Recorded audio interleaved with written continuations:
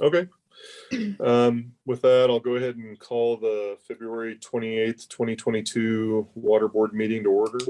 Heather, can you start with a roll call? Sure. Todd Williams. Here. Allison Gould. Here. Tom Duster. Here. Scott Holwick. Here. Roger Lang. Here. Ken Houston. Wes Lowry. Here. Kevin Bowden. Here. Francie Jaffe. What it called that she's on? Here. Okay, there she is. Jason Elkins. Here. David Bell. Here. And Heather McIntyre is here. Chair, you have a quorum. Great. Thank you, Heather. Item 3 is approval of the previous month's minutes. Are there any kind of questions, comments on the January 24th, 2022 meeting minutes? I'm not seeing any. If there are none, we need a motion to approve those minutes. So moved. Roger moves approval. Is there a second? So moved.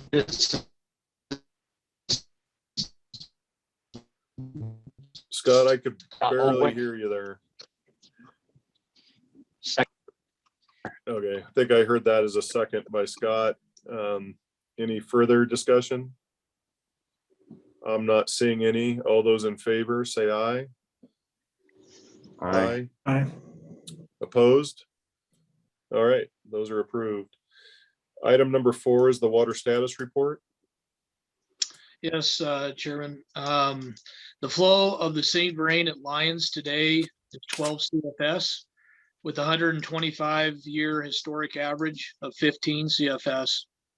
Calling the St. Vrain Creek is Highland Reservoir number 2, admin 11,642 with a priority date of November 15th, 1881.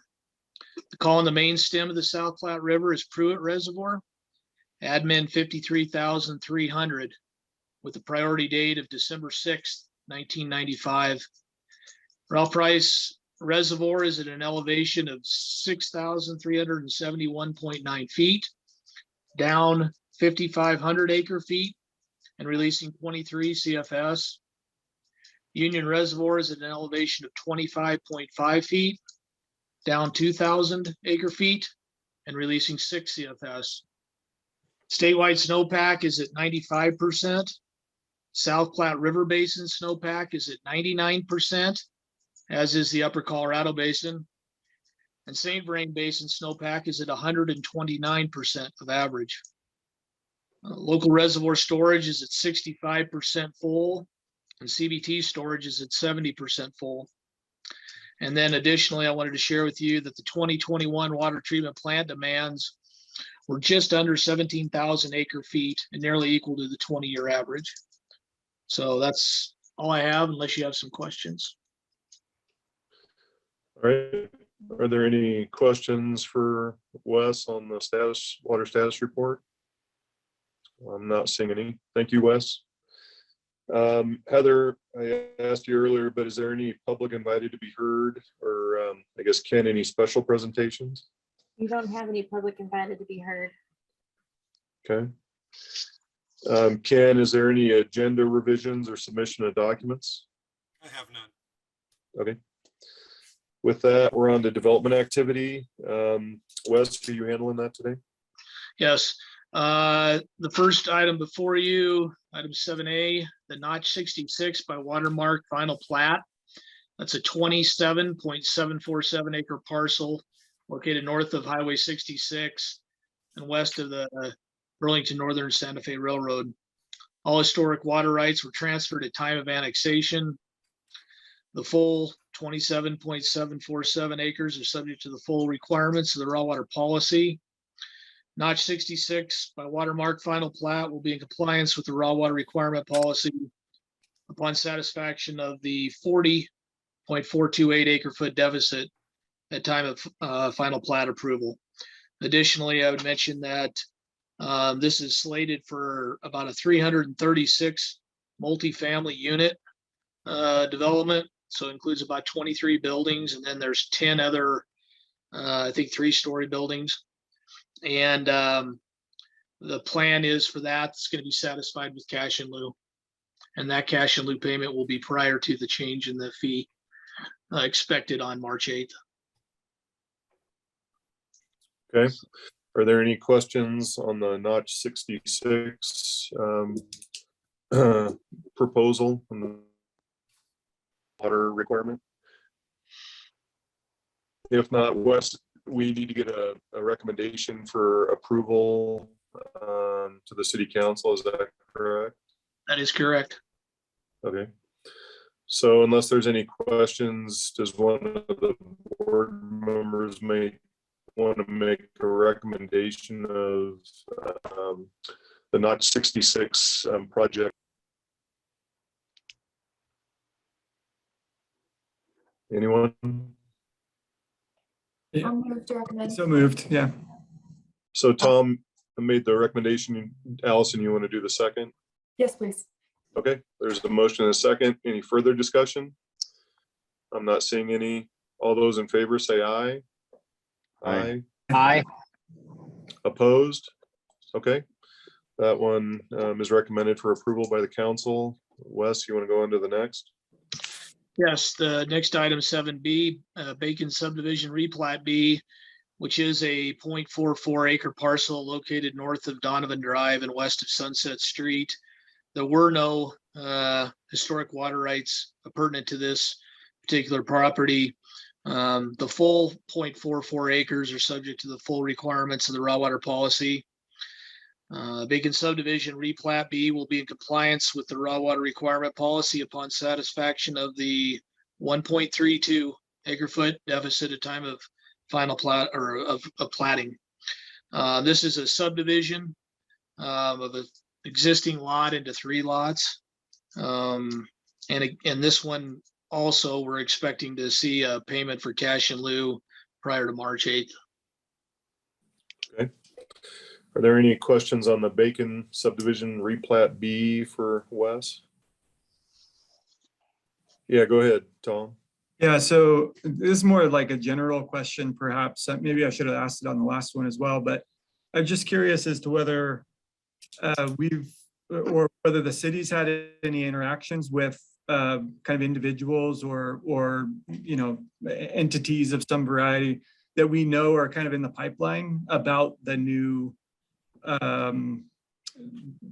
cash in lieu policy, and whether kind of what the reaction has been to that, and whether people are kind of expediting their processes to try to get in before that March 8th deadline, or just kind of any insights into that at all? So yes, I've had a lot of conversations with a lot of different developers that are in the development process. I've had conversations with developers that aren't yet even in the development process that are thinking about getting into the process. So as you may recall, the raw water requirement policy affords any land that was annexed to satisfy all remaining deficits pertinent to that annexation at any time following annexation. So for example, you might have a 100-acre annexation, and then maybe you've had 3 separate 10-acre plattings, which gives a remaining 70 acres.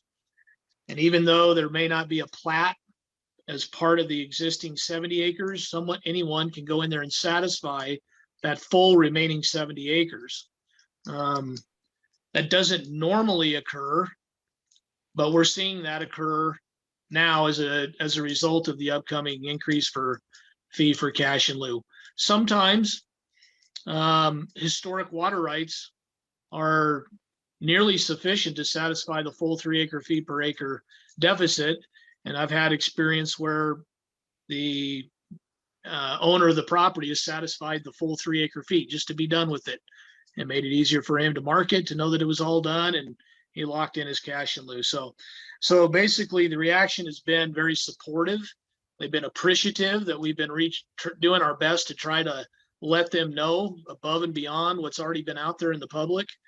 We're seeing quite a bit of, as you mentioned, expedited satisfaction. I think in the last 2 weeks, I've processed about $830,000 in cash and lieu payments. We're expecting more to be coming in the next week. And so none of that's really that surprising, but overall, I think it's been people that have, I guess, waiting. So typically what developers we find, one of the last things they'll do as part of their subdivision or platting process is to satisfy raw water deficits. And that happens for a number of reasons. One is if they were to transfer non-historic water rights as allowed by the policy, if they get transferred to Longmont, they can't be transferred back out. They can't be sold without a vote of the people. And so it's just naturally where most people want to be sure it's the last thing that they do. And so sometimes people will have their plat nearly finished, but for whatever reason, they're not ready to make that final step. And it can sit in the DRC process for months, if not years.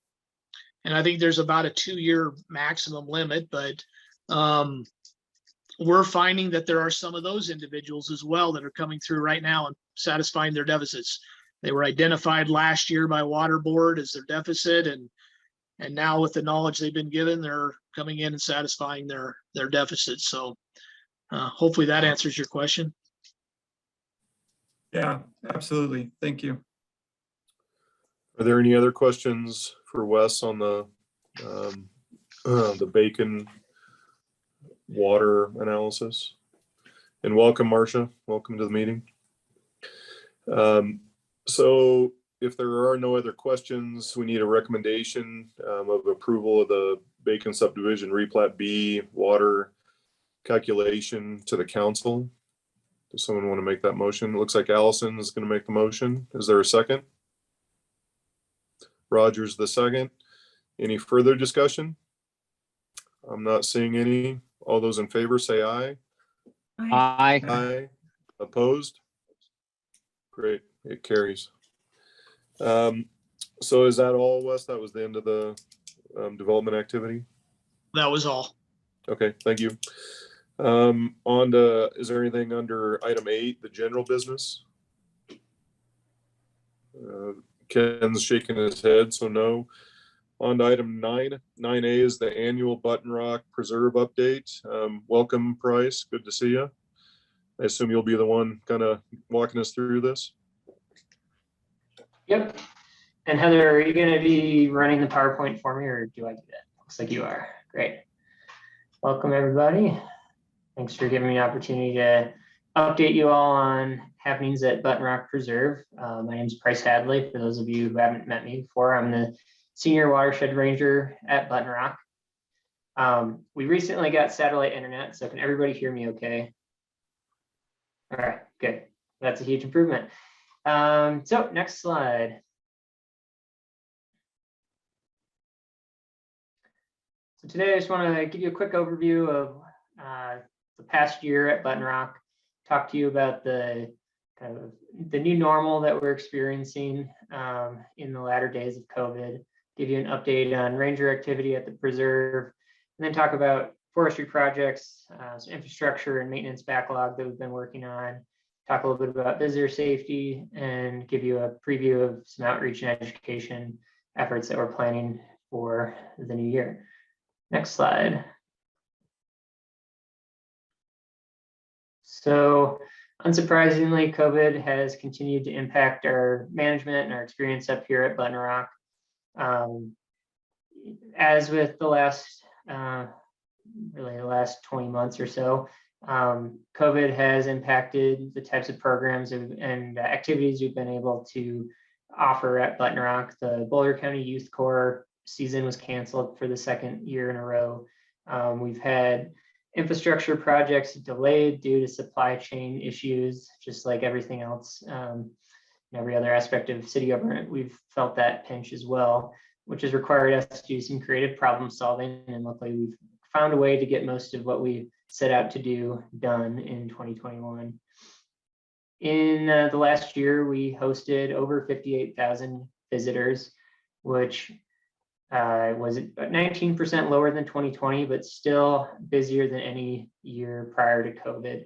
On the chart on the right side of the slide, you can see the colors aren't great, but the brown line is our average from 2019 to 2021, and the gray line is 2021. So you can see that even in 2021, we still outpaced the prior average. We only exceeded visitation of 2020 in the fall, because in fall 2020, we obviously were experiencing the Caldwood fire and had a closure. So overall, we've had less crowding in the preserve, which is nice. That's also led to fewer parking issues, fewer complaints from our residents in the Longmont Dam neighborhood, which is always a good sign, and generally pretty good compliance. Next slide. So part of that equation has definitely been an increase in ranger presence. We currently have 2 full-time rangers stationed at Button Rock and 1 seasonal ranger. You can see some photos of us in action on the right side of the slide. Overall, we've had good compliance relative to visitation. As I said, we have about 60,000 visitors. Rangers patrol the preserve every day. We issued we had more than 330 enforcement contacts. So anytime we're talking to somebody about a rules violation, gathering their information, that kind of thing. We're overall very educationally focused. We issued 310 warnings. We issued 1 summons, 20 parking tickets, which were really pretty much all took place in the span of a couple of weeks. And then we were able to dial in some signage issues down at the parking lot and have had very few issues since, which is great. We checked over 195 fishing permits with fantastic compliance from our anglers. We made dozens of citizen assists, resident contacts, and naturalist kind of educational contacts, types of data that we track. Next slide. In addition to all that, rangers responded to 18 emergencies in the Button Rock area. Some notable calls included stranded hikers that we assisted across the river with help from Lions Fire in April during high water. In June, we had a ranger assist search and rescue in the sheriff's office with evacuation of a injured equestrian in Colson Gulch, which is the Forest Service property to our west.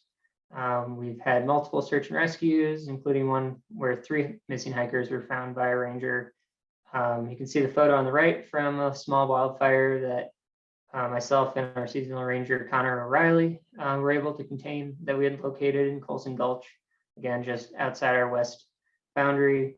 And we conducted a park evacuation of visitors during the Kruger Rock fire. Next slide. So in 2021, despite COVID, we were able to make some headway on a number of projects, including forestry work, maintenance, infrastructure, some visitor safety initiatives, and outreach and education efforts. Next slide. So forestry, obviously a big part of our job as watershed rangers is implementing the 2017 Forest Stewardship Plan. In 2021, we wrapped up the Logjam project, which was a forest restoration and fuels reduction cut on the west side of the property. We removed about 500 trees through a contractor. I was able to give 300 of those trees to Boulder County to use in the aerial mulching efforts on Caldwood burn scar, which was kind of a cool way to use that carbon close to us for a good restoration purpose. We followed up that project with volunteer seed collection on the preserve to collect native seeds, and then we spread those seeds in disturbed areas in the logjam area. We're currently in the planning phase for another grant-funded forestry project like logjam. We secured a furworm grant from the state, and I'm currently working with Boulder County on a cross-boundary forestry treatment that'll take place in the Sleepy Lion Trail area, calling it the Antelope Park project. So in order to do that cross-boundary work, we have to get a formal access agreement in place, do the RFP process to secure a contractor. So I'm currently working through the kind of intergovernmental plan that's required to pull something off like that. Related to all this is the city's continued involvement in the St. Vrain Forest Health Partnership, which is an intergovernmental, kind of interdisciplinary coalition of agencies, nonprofits, community groups, citizens, that to help protect the St. Vrain watershed and improve forest health. The city recently contributed $134,000 to Calwood fire recovery efforts, which was the matching amount with the the St. Vrain Left-Hand Water Conservancy Districts. We each contributed equal parts to pay for that effort in protecting and improving the burned area. Button Rock also was the site of a field trip from the St. Vrain Forest Health Partnership, where they toured our property and basically discussed forestry best management practices and desired future outcomes.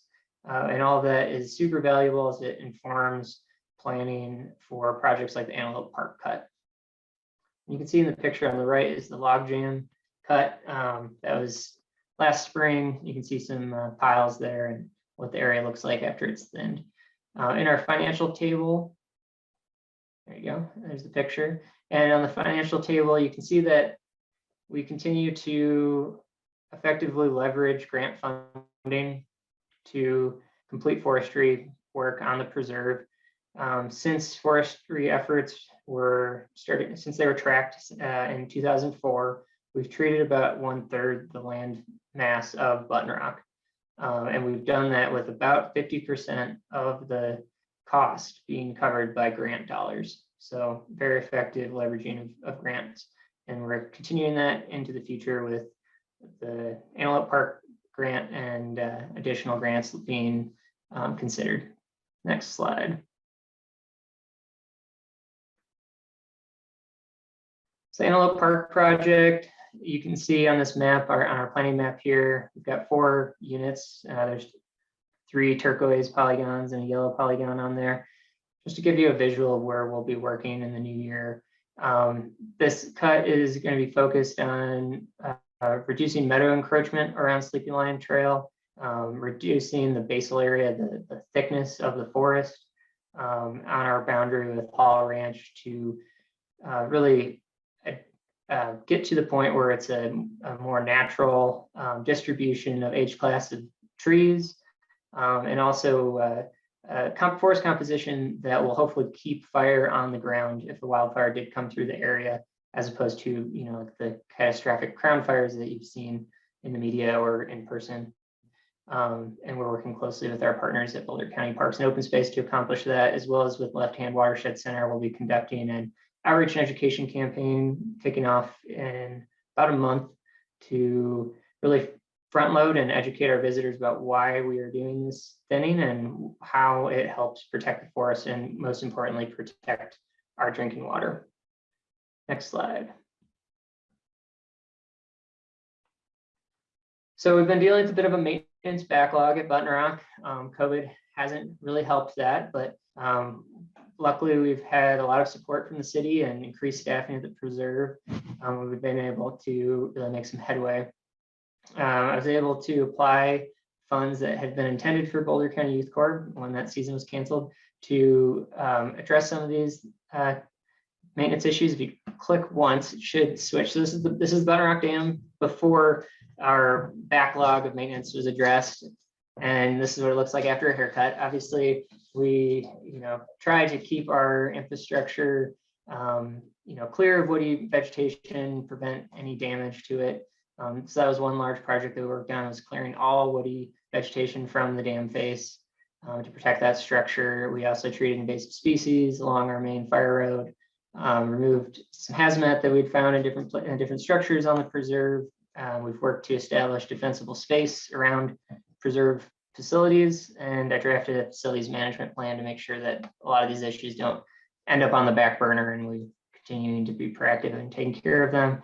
And last, I'll just point out that we we recently towed and removed the debris boom from Ralph Price Reservoir. That, for those of you who are involved in water board, will remember that was placed there after the 2013 flood. So that was no small effort, but we've got that debris boom off the water, and we've salvaged it and stored it at Nelson Flanders. So if we need to redeploy it in the future, we can. Next slide. So as part of our maintenance backlog, we've worked to maintain and protect our infrastructure so that they're sustainable going forward. We addressed a variety of unsafe conditions in the ranger residence and in the ranger station, including radon, asbestos, and both structures, and a lack of water and heat in the ranger residence, which we've now corrected and much more livable. Ranger Miles Churchill is living currently at the preserve. We converted the lower ranger residence, which some of you may be familiar with, down here by the spillway, to a functioning ranger station. So we now have access to bathroom, heat, internet, those basic necessities for doing our work on site. We upgraded a radio tower on the property, replaced the outlet tunnel vent fan, which had failed. It was original to the 1960s. Conducted a risk review with our risk department and assigned confined spaces. And we also, the Rangers operated pumps 24/7 during the last CBT shutdown in 2021 in order to provide drinking water to the public. Next slide. In addition to kind of the infrastructure, the built environment, we also worked on improving visitor safety. We published the new Button Rock Dam EAP, Emergency Action Plan. We upgraded our public safety radio system for the Rangers. So now Rangers for the first time are able to talk to Longmont Dispatch directly, which is a huge asset to us. We improved our safety signage, including some signage around our outlet pool where the water comes out at the base of the dam. We dramatically improved our parking compliance with some additional signage, installed some pop-up parking signage when we've got high traffic days, removed hazard trees, worked with volunteers to close some social trails. You see the buck and rail fence in the upper right, that people were going down this gully and getting stuck next to the creek, resulting in probably about a half dozen search and rescue missions over the span of a year. And we've not had a single issue since we built that fence. And we also invested in improved wildfire training and equipment for the Ranger crew. Next slide. Finally, I just want to give you a little bit of info on some outreach and volunteer efforts that we've been doing at the preserve. The city recently hired a volunteer coordinator to help us stay organized and recruit volunteers. Even before she was hired, Taylor Gifford is our new volunteer coordinator. She's great. We had 12 volunteer work days at the preserve, which accomplished social trail closure that I mentioned earlier, pulling, fencing, collecting native seeds, and picking up trash at McCall Lake. I worked with a translator and with our branding and marketing department to produce Spanish and English brochures that are stocked at the preserve and include a hiking map, as well as historical and natural history information about the Button Rock area and regulation information. And we are working with the Left Hand Watershed Center to plan the forest health education campaign that I mentioned earlier. Next slide.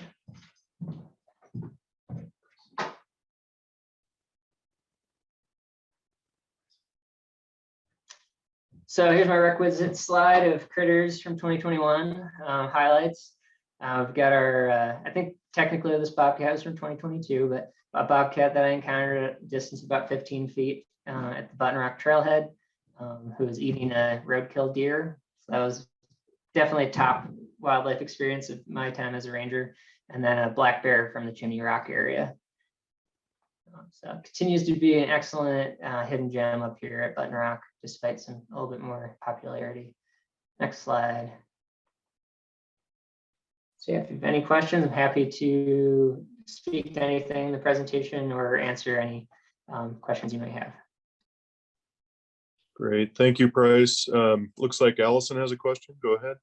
Yeah, thanks, Bryce. Really love the pictures as always. Was that mountain lion also up there? The mountain lion that photo was taken by a regular visitor to Button Rock who's a wildlife photographer, but that lion was actually at Rabbit Mountain. But I was looking for a nearby lion photo for our pamphlet when it talks about the different animal species you may encounter, and Jane was was kind enough to offer us use of that photo. But yeah, she encountered that lion on the Eagle Wind Trail over in Boulder County open Cool. space. That's awesome. Thank you. One topical question, where were those 300 trees processed? So the 300 trees that were hauled off of the logjam cut were trucked to Heil Valley Ranch on Gear Canyon Road. And the county had a contractor there that was processing the wood on site, turning it into mulch, wood straw, and then they would load it into the helicopters and follow GPS and drop it on various prioritized units in the burn scar. Cool. Thank you. Mhm. Are there other questions for Bryce? I do have one. Price in terms of the, I guess, the overall drainage. How much, I know you're working on a lot of private lands. Is there quite a bit of public Forest Service lands as well that are ultimately would have to be within the drainage of Ralph Price? So the drainage expanding up to Allen's Park and Wild Basin, I mean, really you're kind of encapsulating everything from Rocky Mountain National Park through some limited private holdings up in the Allen's Park area as you cross Highway 7. But I mean, it's fairly limited what's upstream of us in terms of private property. I mean, we have the Park Service and then a large swath of Forest Service property in a Boulder County roadless area as you come in from Larimer, draining into Ralph Price. In the preserve, it's 3,000 acres of city land surrounded by many thousands of acres of the Arapahoe Roosevelt National Forest. We border 2 large holdings from Boulder County Parks and Open Space, primarily the Hall Ranch and Riverside open space, as well as many other smaller parcels. And then we've got about, I think, 9 private properties. So it's predominantly public land, which is definitely an asset to us when we look at landscape scale planning for forestry and watershed protection. I guess the reason I asked Price is I know the Northern District is doing work on the East Troublesome Fire. And there has been, the Forest Service has been getting funds to do more, I think, forest management as well as obviously kind of mitigation from the East Troublesome Fire. So you guys have done an amazing job on the grants. I just didn't know if there'd be a way to maybe leverage some of that money coming to the Forest Service for maybe management projects, if there's areas of concern. So that was kind of the reason I was going there. Yeah, there's a pot of money called, I think it's adjacent lands treatments or something along those lines that is open to local government that I was talking recently with the State Forest Service about.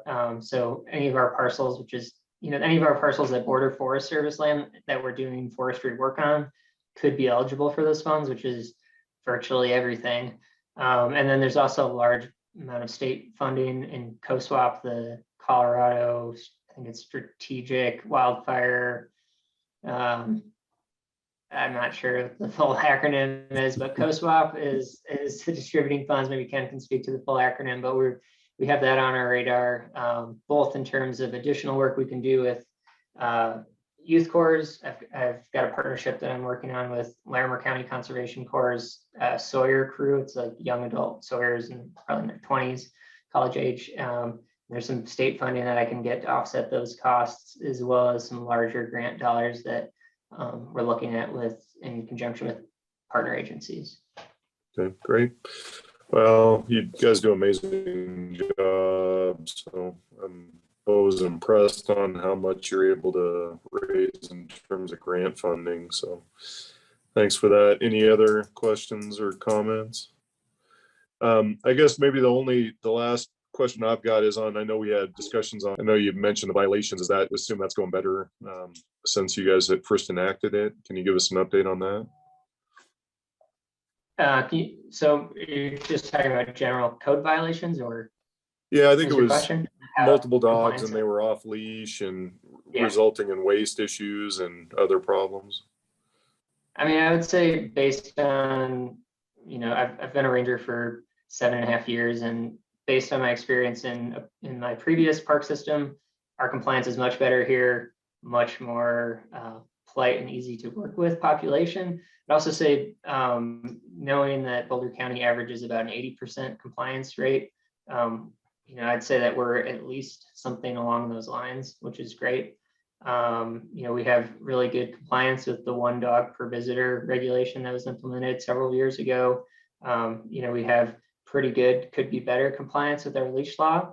That said, it has improved in the time that I've been here, with greater ranger presence, and we can further improve it through the use of ticketing if we have to. But I think that overall the compliance is very good compared to other open space or nature preserve type lands that you encounter throughout the state. Great. And our fishing Thanks. compliance is excellent, which is great. Good. Okay. Anything else for Price? I'm not saying anything. Thank you very much for the update. It's always fun to hear about all the work you guys are doing. You got a lot on your plate, so thank you. Thank you. So with that, we'll go on to item 9B, which is a water resource engineering projects update. Jason? Hey, thank you. Yeah, I'd like to give everybody an update on some of our major capital projects. So the South St. Vrain Pipeline Rehab Project, I know I've been talking about that one in a lot of meetings lately. So we've issued a substantial completion for that. We've just got some punch list items that we have to do, but basically, the South St. Vrain Pipeline is going to be capable of delivering water to the Highland Ditch by the end of this week. We just have to remove some sediment deposits on the east end of the pipeline, but by Friday we should be able to actually deliver water if we needed to. Having said that, we probably won't be doing that because we're starting to kick off the South St. Vrain Pipeline pump station project. And so I just issued notice to proceed to Glacier Construction on that project last week. And they're currently starting to get prepared to mobilize. They've called in for locates. They're doing some preliminary surveying work, and they're planning on being on site at the end of this week.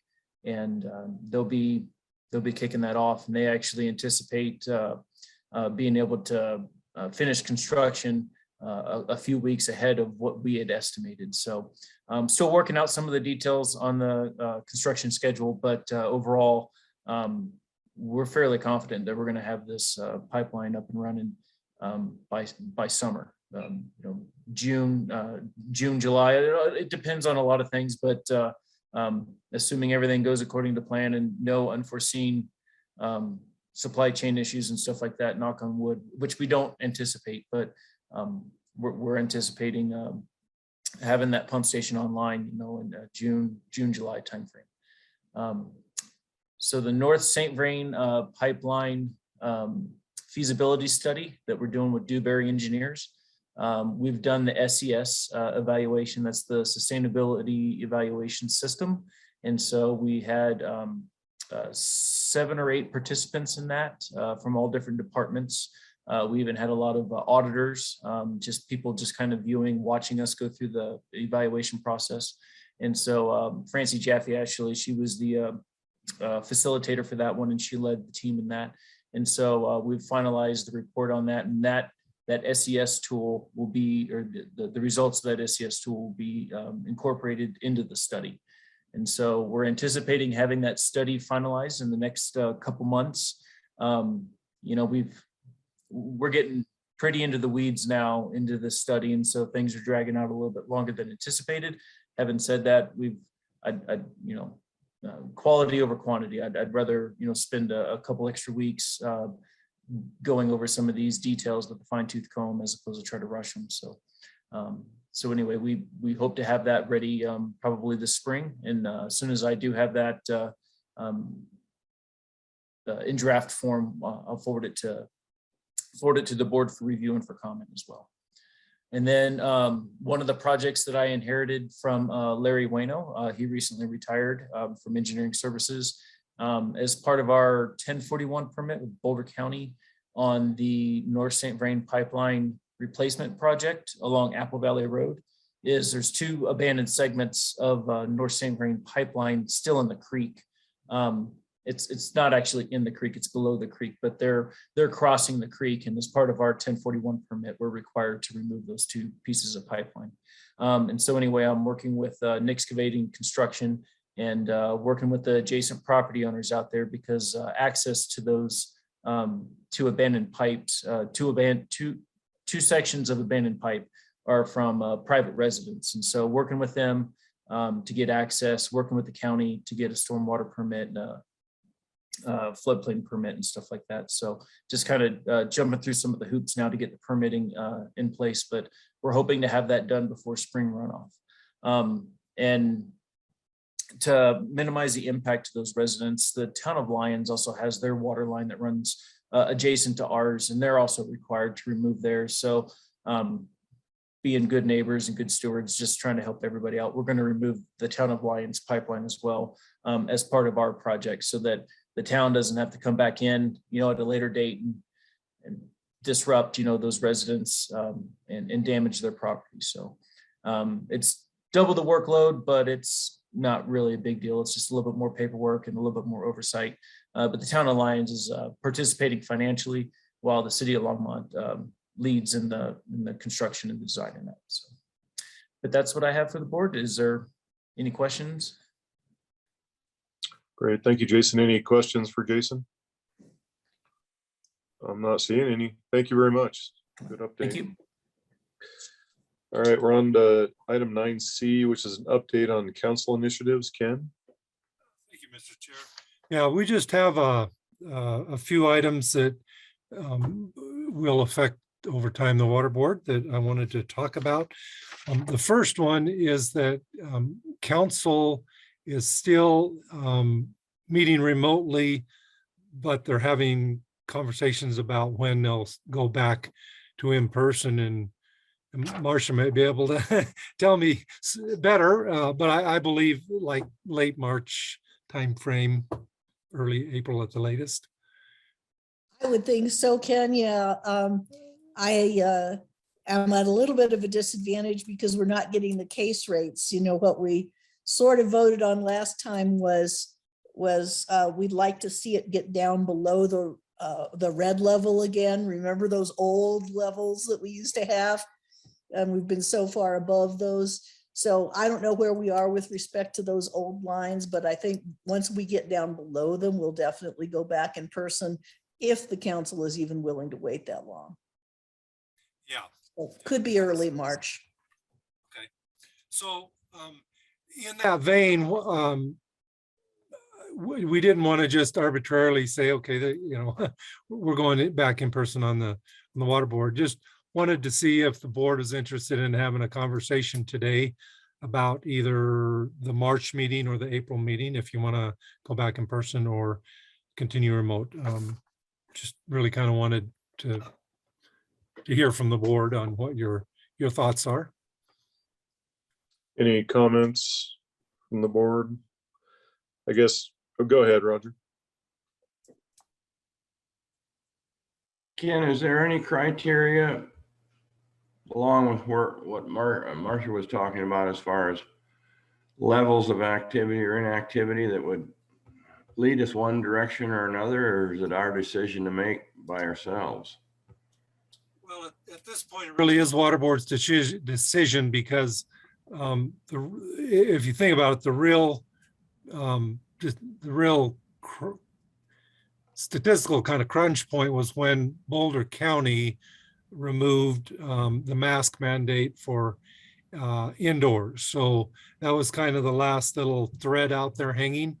But we didn't want to take that and run with it in February, even though it is now lifted. And so, yeah, you could certainly follow similar to what council's doing. There was a low transmission level, we'll call it a medium yellow transmission level, and then there was a red transmission level. And last I looked, we were just kind of about to break below the top of the red transmission level. But I have to admit, I haven't looked the last week, but that could be another criteria. But I would say technically it was when Boulder County lifted the mask mandate. And so either of those would be good criteria to use. Yeah, one last comment, and these work out pretty well remote, but I do miss getting together as a group live. So I would be in favor of doing it. Maybe we could target March, but anyway, that's just my opinion. Thanks, Roger. Any other comments? I'm in line with Roger. If now that the mask mandate by Boulder County has been pulled, if we can get back in person, that'd be my preference. So that's just where I'm at. I don't know, Allison or Tom, if you guys want to weigh in on it, or Scott, if you can hear us. Yeah, Mr. Chair, this is Scott. I can hear you fine, and I'm in favor of meeting live in person if possible. I'm also, Allison, go ahead. oh, sorry, I'm also of that opinion. At some point, we had discussed the ability to participate virtually if possible. I would like that to still be an option. If, for example, someone's feeling a little under the weather and they don't want to expose anyone, or if someone in their family is feeling under the weather, I think that would be great to have that option. Yes, as you may recall, we did, the board did change your your board rules to allow that. So that wouldn't be a problem. Perfect. Then I am in favor of going back in March. Yeah, and Todd, I would also be in favor of going back in March. Seems like things are opening up a little bit, and so it makes sense. I will continue to be a mask wearer, so if everybody can put up with that, that's okay. But but other than that, yeah, I'd be happy to see you all in person again. So Great. Well, thanks, everybody. Does that get you what you need, Ken? Yes, it does. Thank you very much. And then again, if you can indulge staff, if something comes up, none of us know. Something does come up, we may, on a case-by-case basis, switch back to a remote, and we'll let the board know that. But right now, we'll plan on in person beginning in March. So thank you very much. The second subject, and I'm only bringing this up to inform the board that we'll start this process, but because we have not had a chance to, it's going to take a little bit of work for staff to be ready to bring this forward to water board. But when we were taking some of our earlier cash in lieu information to council, the council had asked us to work with water board about the attainable housing, the possibility of having some attainable housing incentives relative to cash in lieu, similar to what we have for affordable housing and commercial incentive. So right now, we have in the code language for commercial development incentive, and we have language in the code for affordable housing incentive. And council's been working more recently on attainable housing, which is a great area to look at as well. And so we've been asked to kind of look at how we do the other two programs and see if it fits in the attainable housing program and how we might implement it and how it might, impact the other two programs, all those kind of things. So we have reached out to the planning department, and of course, the first thing I ask them is, give me a good definition of attainable housing. and they're working on that. I think there is some language in the code, but as I understand, they're working on that to better define what we want. And then, of course, I would presume that's what we would use if we were to look at it from a water supply standpoint. But and so, yeah, Marcia, if you can add anything, that'd be great. Yeah, well, the housing and urban development definition of attainable housing is that if a person or a family earning between 80% and 120% of the area median income can afford the mortgage, can qualify for the mortgage, it's attainable, which means essentially that there's none in Longmont right now. But that doesn't tell you a lot because the definition of area median income is also complicated. But, in terms of, if you just think of that as average for a household that depends on the size of the household, then you're close. So, as you can see, for us water folks, we're that's really getting out of our arena. But no, we want to we want to start bringing that forward and start talking about that. And we'll be able in the future to be able to bring you more information exactly like that and start talking it through. And honestly, this is a slightly bigger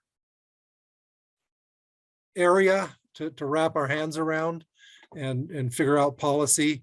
And it certainly will require probably review and recommendations by water board, but then going to council and talking some of the policy issues and coming back. And, I would expect we would refine it a number of times to get to wherever we're going to be. So we haven't even started working on it. So didn't want to, overly complicate anything at this point, but just did want to, throw it out there, let you think about it. It'll probably be something we'll be working at in the future, although not immediate future, because we want to work with our planning department to make sure we're compatible and understand where they're going with that as well. So just a heads up. Hey, Ken, I have a question. So Sure.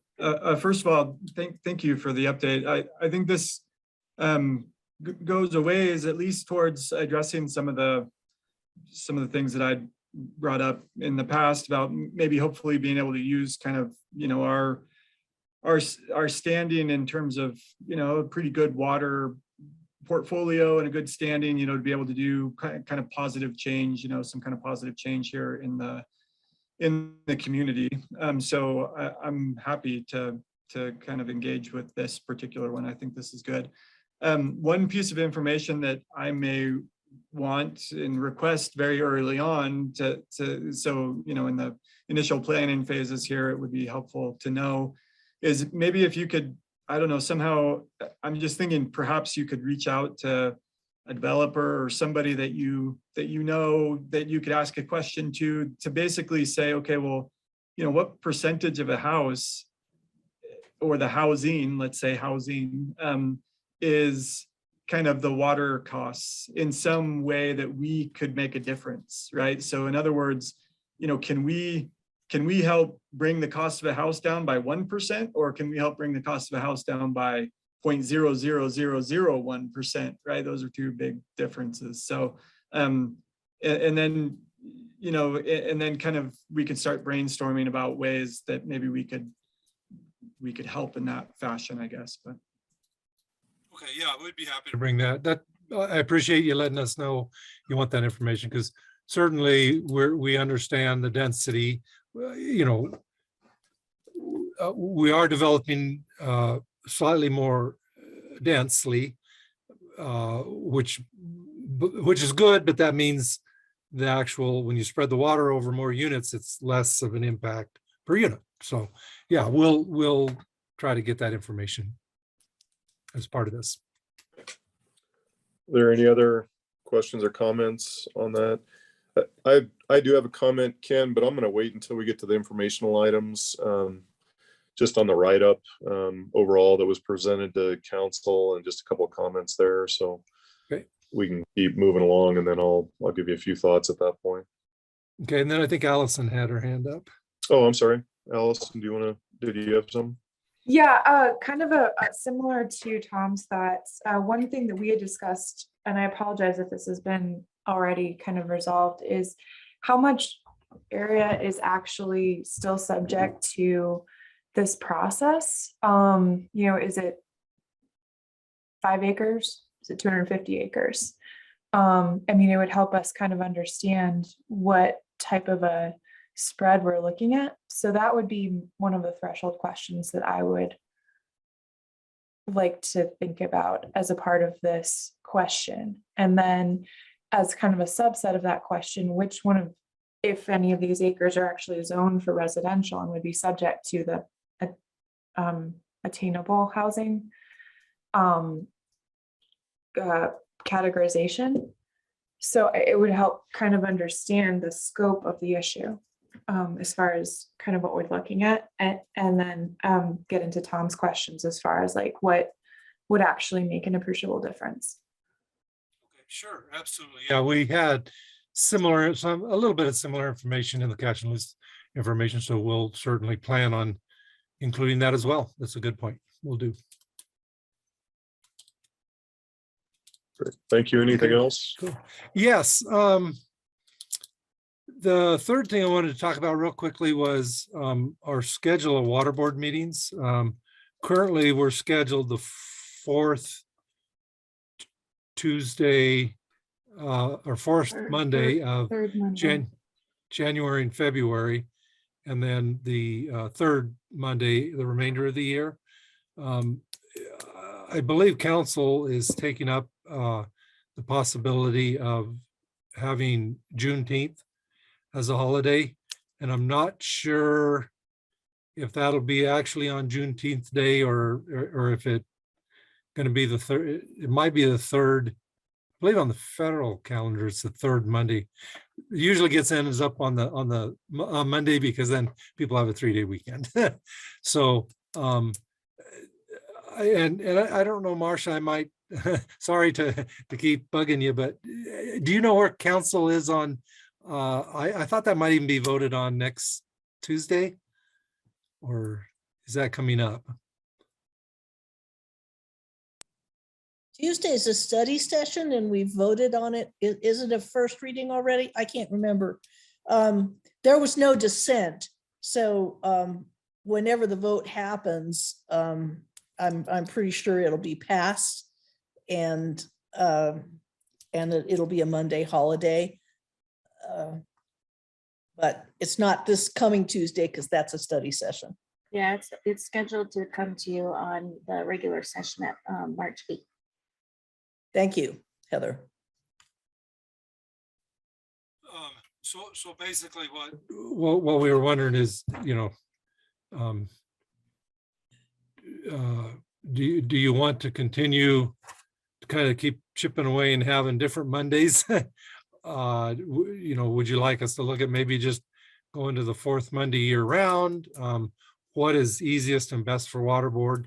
And there is no, we don't need to make a decision today, but we will need to, or we may want to consider it for June, or we may want to consider in the next couple of months resetting the June meeting till the fourth meeting as we do in January and February. So staff is open to whatever water board wants to do. I just wanted to let you know that might affect how you want to schedule your board meetings. So. All right. Is there any kind of thoughts on that? It seems to me if you adjust it to the fourth, there's probably going to be conflicts there too. So at some point, maybe you stay with the third and then adjust as necessary would be kind of what my gut's telling me. But if anybody else has another idea, I'm open to that as well. Marcia, go ahead. Yeah, I'll just say that the fourth Monday for me is beneficial electrification for quite a few months. I don't know.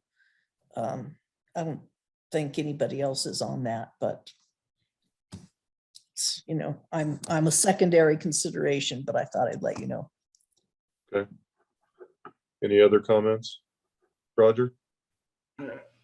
I've kind of worked in on a third Monday schedule, and my preference would be to stay with it unless there's a reason to have an exception during any one month. So that's just my preference.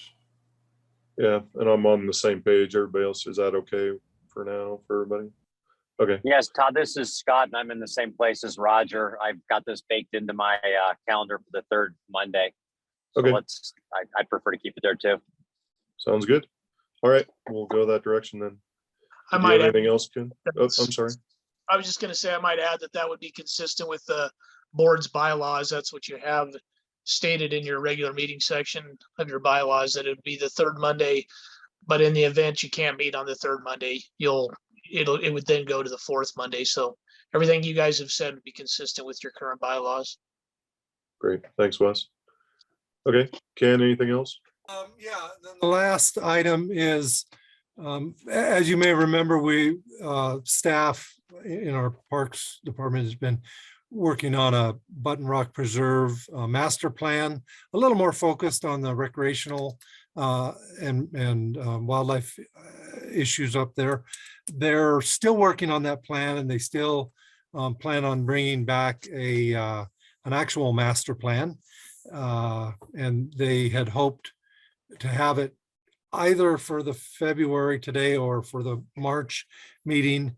Unfortunately, they don't have the actual master plan, the written document done yet by the consultant.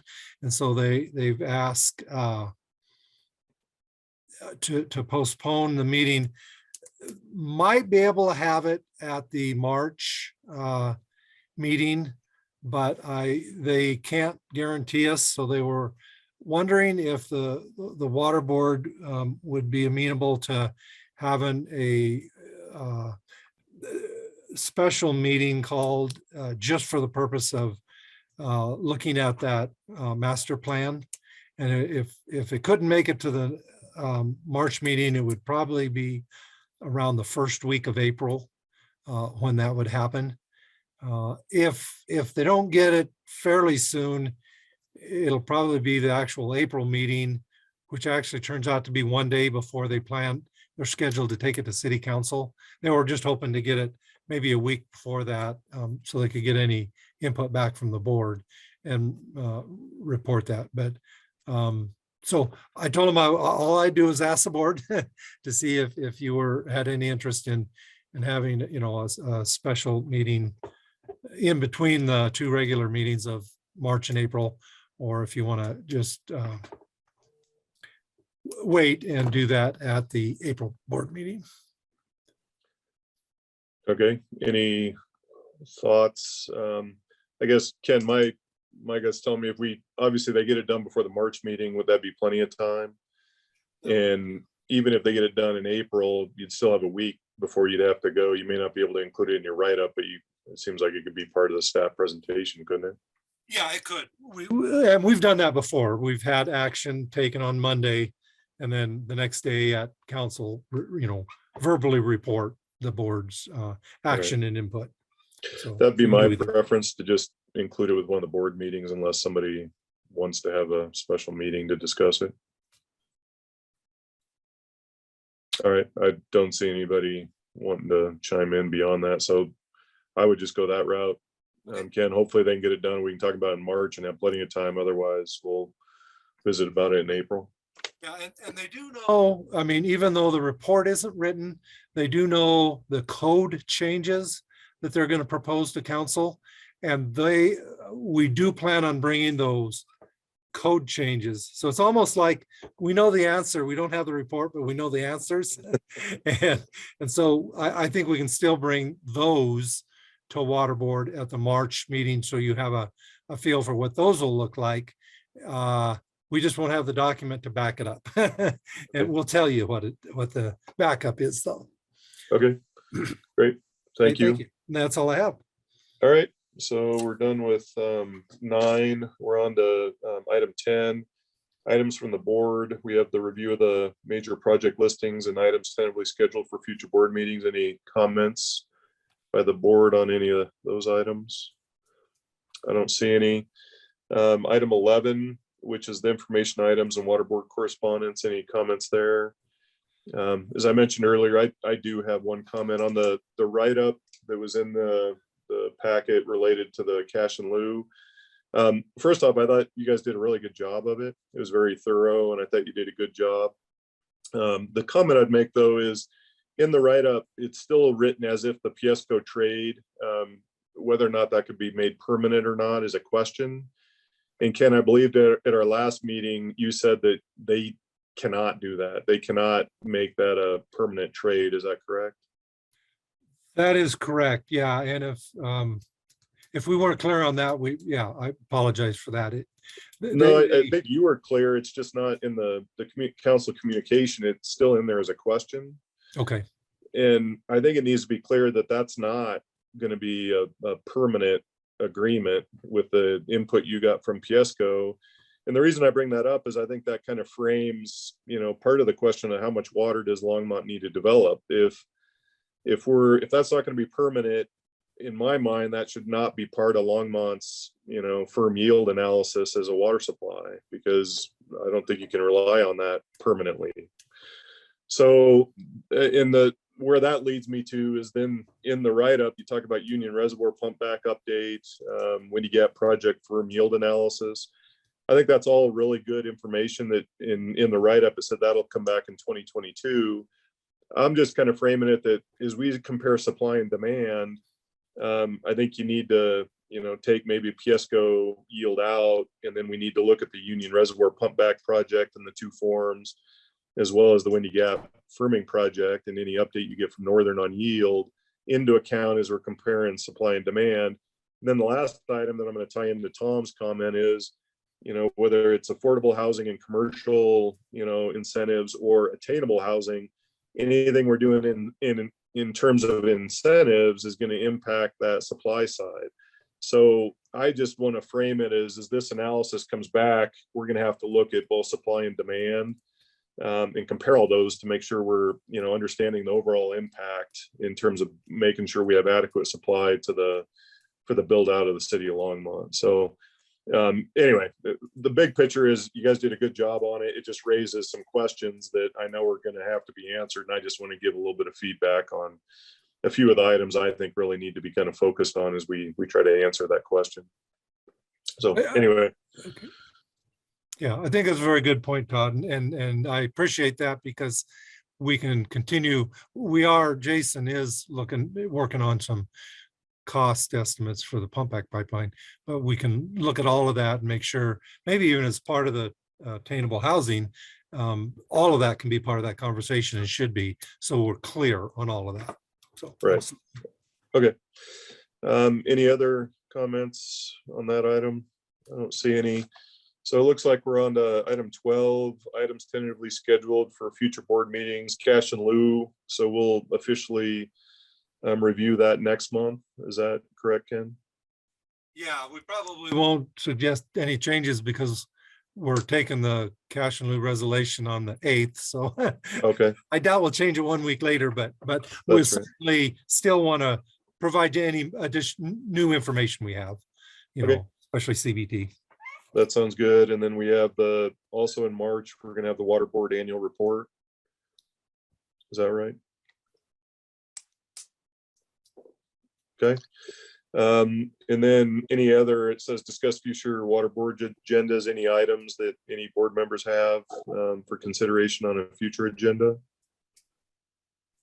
And I'm not seeing any. So with that, unless anybody else has anybody else have anything for the good of the order? Roger? You're muted, Roger. Sorry about that. Anyway, just to echo your comments, Ken, I thought you did a good job on that study session. Very thorough, and I thought it was well understood. Now I want to, Marcia, your comments were helpful too. I appreciated those. So I'm glad it went the way it did. That's all I got. Great. Thank you. Anything else for the good of the order here? I am not seeing any. So with that, I am going to adjourn the water board meeting. Thank you all.